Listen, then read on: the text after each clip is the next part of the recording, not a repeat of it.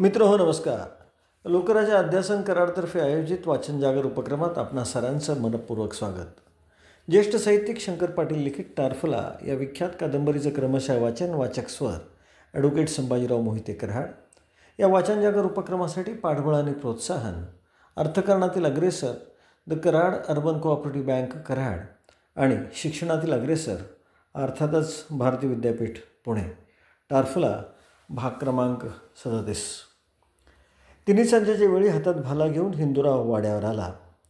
नाला मारलेल्या पायताणाचा आवाज करत तो थेट ढेलजेवर जाऊन उभा राहिला. एकाएकी तो असा वाड्यात येऊन उभा राहिला आणि त्याच्या हातातला भाला बघून दादा दचकले.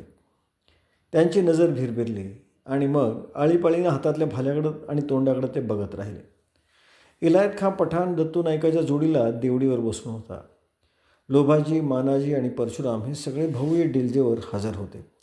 सगळेच आपापली जागा धरून बघत राहिले होते आणि दादा कच न खाता डोळे वटरून अरेरावीनं म्हणाले, हातात भाला घेऊन आलायस काय बेतान आलायस? एक जाब विचारायला आलो आहे. डोळ्याला डोळा लावून हिंदूराव असा गुरमीत बोलला आणि दादांच्या कपाळाची शीर फुगून टम झाली. त्यांच्या मस्तकातलं रक्त उतरून डोळ्यात आलं. खाली झोमणारा एक हात मिशीवरने दादा गुरगुरले, मला जाब विचारायला आलायस? माझ्या घुगऱ्या खाल्ल्यागत बोलतोस? घुगऱ्या काढायचं कारण नाही, मग काय कारणानं दारात आलायस?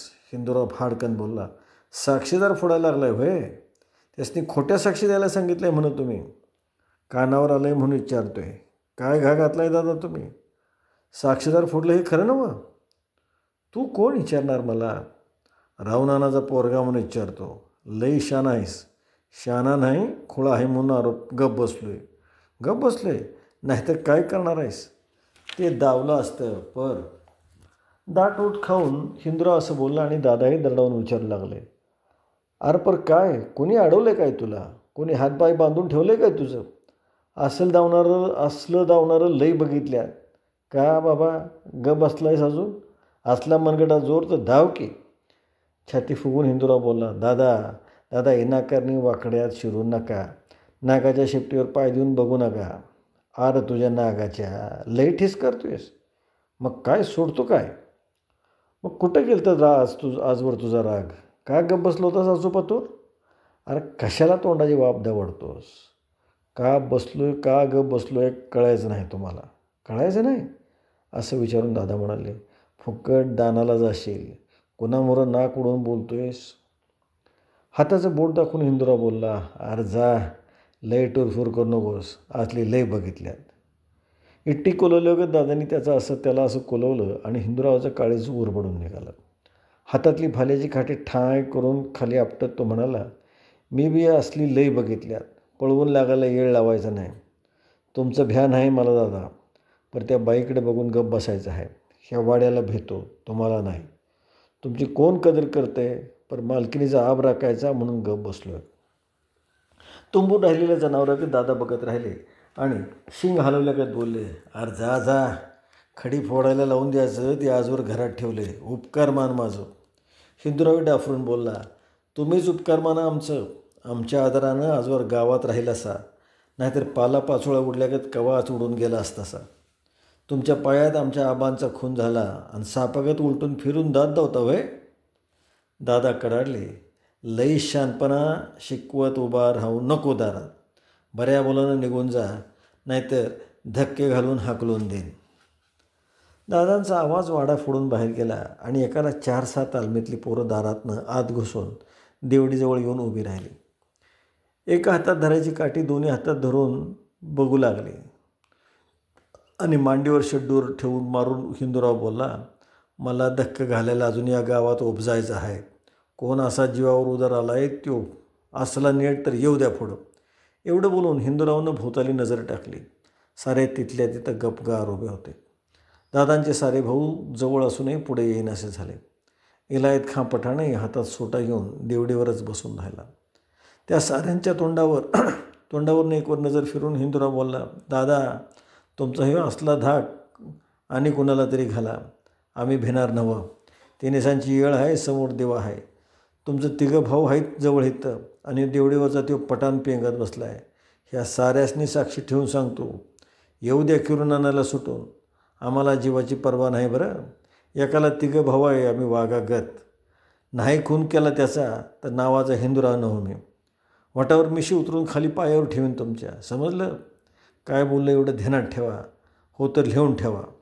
एवढं बोलून हिंदुराव गर्रकन मागं वळला आणि पायताणांचा नाला वाजवत आला तसा निघून गेला. वाड्यातली सारीच माणसं एकमेकाच्या तोंडाकडे बघत चित्रासारखी गप्प राहिली. एक चकार शब्द कोणाच्या तोंडातनं बाहेर पडेना झाला आणि खवळलेले दादा पिसाळल्यागत करू लागले. त्यांच्या अंगात पिसं भरल्यागत झालं आणि ढेलजतल्या ढेलजत येरजरे घालत ते डरकाळी फोडू लागले. असलं नल्ल्याक गाव ते वटणीवर आणलं आणि असला कोण लागून गेला हो. ह्यासनी पाणी पाजायला येळ लागायचा नाही. ढेकून चिराडल्या का चिरडून टाकेन. काय भ्रांतीत आहेत गबरू. अरे भट पिळलं तर दूध निघल.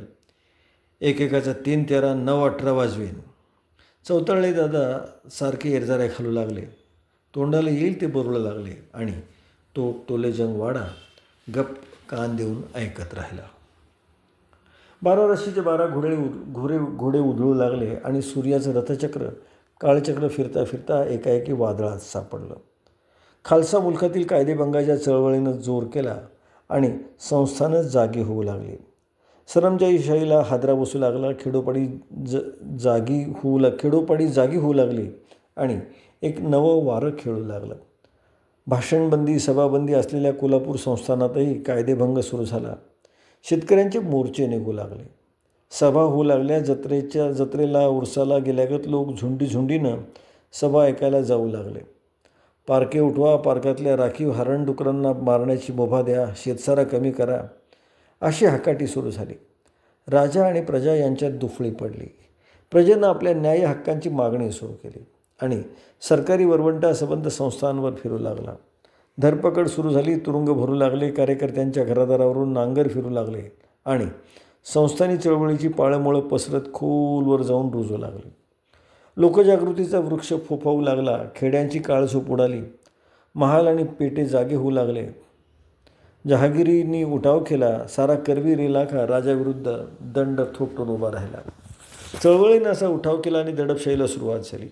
पोलीस खातं सज्ज झालं. गाव कामगार पाटलांना विशेष हक्क देण्यात आले आणि कार्यकर्ते हद्दपार होऊ लागले. पोलिसही ससेमिरा मागे लागला आणि लोक भूमिगत होऊ लागले. बेताल झालेलं सरकार करूनही त्या गोष्टी करू लागलं. खेड्यापाड्यातल्या बाजारातनं दिवसात ढवळ्या पोलीस नांगा नाच घालू लागले. अंगावरची खादी बघून पोलीस कोणालाही पकडू लागले आणि भर बाजारात लोकांना मारहाण करू लागले. दडपशाहीच्या ह्या तेलानं लागलेली आग भडकू लागली. सारी प्रजा चवताळून गेली. हद्दपार झालेले कार्यकर्ते खालसा हद्दीत राहून सूत्र हलवू लागले. भूमिका झालेले लोकही चिथावणी देऊ लागले आणि प्रजेची शक्ती खचून न जाता वाढू लागली. दडपशाहीनं लोकांच्या नाड्या आखडून न जाता त्यांचं तापलेलं रक्त उसळी घेऊ लागलं. दडपशाहीचा वरवंटा फिरू लागला आणि प्रजेचा चेव उसळी मारून वर येऊ लागला. भरती आलेला जनसमुदाय खवळून गेला. दाही दिशांनी पसरत चालला. जोराने आलेली वादळं वारं घोंगावू लागलं. झंझावात झडू लागला आणि अथांग पसरलेल्या खवळलेल्या समुद्रात प्रचंड लाटा उसळी घेऊ लागल्या. लांब एका बाजूला अशी नगाराची टिपरी पडली आणि त्यांचे पडसाद गावात उठू लागले. एक नवंच वारं असं वाहत आलं आणि 4-8 दिवसाला पोलीस गावात येऊ लागले.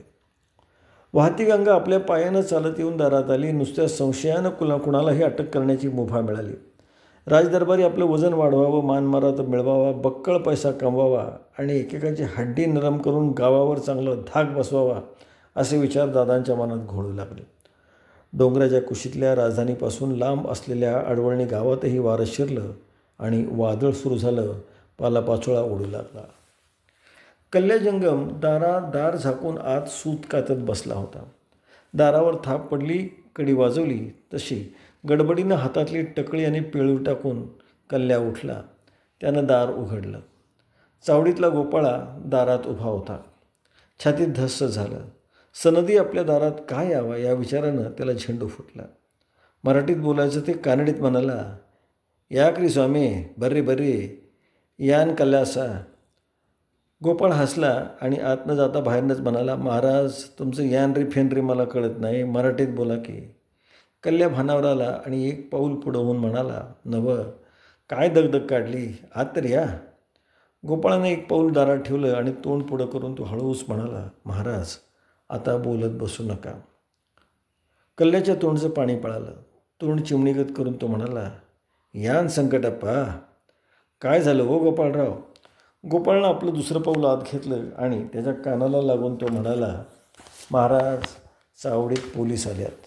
अलो नाऊन पोलीस. असं म्हणून तो तोंडाकडे बघत राहिला आणि गोपाळा बोलला, तुम्ही घरात बसून सूत काढता ही बातमी वर गेलेली आहे. काय तरी तुम्हाला धरायचा बेत दिसतोय. कुठं तरी दडून बसावं. कुठं तरी दडून बसा बघू लागलीच. कुठं गडपावं, कुठं दडून बसावं असा घोर पडला आणि गळ्यातली गुडगंडगी चाचपडत तो उभा राहिला. गोपाळानं सल्ला दिला, महाराज आता इथं ठरू नका. असंच सुटा आणि पाटलाच्याच उकिरड्यात जाऊन बसा. तिथं कोणाला संशय याचा नाही. गोपाळाचा सल्ला त्याला लगोलग पटला, कारण पाटलांचा उकिरडा तिथं जवळच होता. सहजासहजी कुणाला दिसू नये असा तो खोल होता. कल्यानं अधिक न वेळ घालवता डोक्यावर रुमाल ठेवला आणि तो मागं बघून म्हणाला, ना जरा होक बरत्यानो काळजी माडब्याड. कल्ल्या बाहेर पडला, तापत्र्यानं निघाला आणि गोपाळा म्हणाला, हे बघा स्वामी, खोळ्यागत बसू नका. अंगावर जरा चगाळ चोता घेऊन बसा. स्वामी पुढं पळाला आणि उचलत्या पाऊंडानं गोपाळा वाड्यावर गेला. त्याला जवळ आल्या दादाने विचारलं, काय रे गोपाळा, काय झालं. हसऱ्या तोंडानं गोपाळा म्हणाला, जी काम झालं की. घरातनं बाहेर पडला का मग. होय, जाऊन बसला असेल आता उकिरड्यात. दादानं हसू आवरेना. खदाखदा हसून ते म्हणाले, बसू द्या बसू द्या, जरा ऊब खाऊ द्या की उकिरड्याची आणि मग काढू बाहेर वाऱ्याला. चांगला अर्धा तास झाला आणि मग दादा परशुरामाला म्हणाले, जा रे परशुराम, काहीतरी निमित्तानं जरा उकिरड्याकडे जाऊन ये बघू. उकिरड्यावर जाऊन येऊ. होय, उकिरड्यात जंगम बसला असेल, त्याला घेऊन ये इकडं. दादांचं बोलणं परशुरामाला काही कळेना आणि मग फोड करून सांगितल्यावर त्याला हर्षवायू झाला. तो पळतच परड्याच्या अंगाला गेला. भराभर त्यानं घोड्याची लीद गोळा केली आणि लिदीनं भरलेली बुट्टी डोक्यावर घेऊन तो चोर पावलानं उकिरड्याजवळ गेला. जवळ जाऊन उभा राहिला. बारीक नजरेनं वेध घेऊन त्यानं लीद खाली सोडली. दचकलेल्या जगमानं अंगावरचा पालापाचोळा बाजूला करून गडबडीनं वर बघितलं. आपसुकच नजरानजर झाली. हसू आवरेना. तसं एक हात तोंडाला लावून परशुरामानं विचारलं, काय करतो दुसरा जगमा, उकिरड्यात का बसलाय. शेंडीपासनं पायाच्या टाचेपर्यंत जंगम थरथर कापत उभा राहिला. काहीतरी बोलायचं म्हणून बोलला, सहज आलतो. सहज आलतासा. सहज याला काय अमराई लागून गेली वय उकिरडा म्हणजे. काय बोलावं हे जगमाना कळेना. साक्षात आपलं मरण त्याच्या डोळ्यासमोर दिसू लागलं आणि दात होट खाऊन परशुराम म्हणाला, अरे उकिरड्यात शिरून काय करत होतास.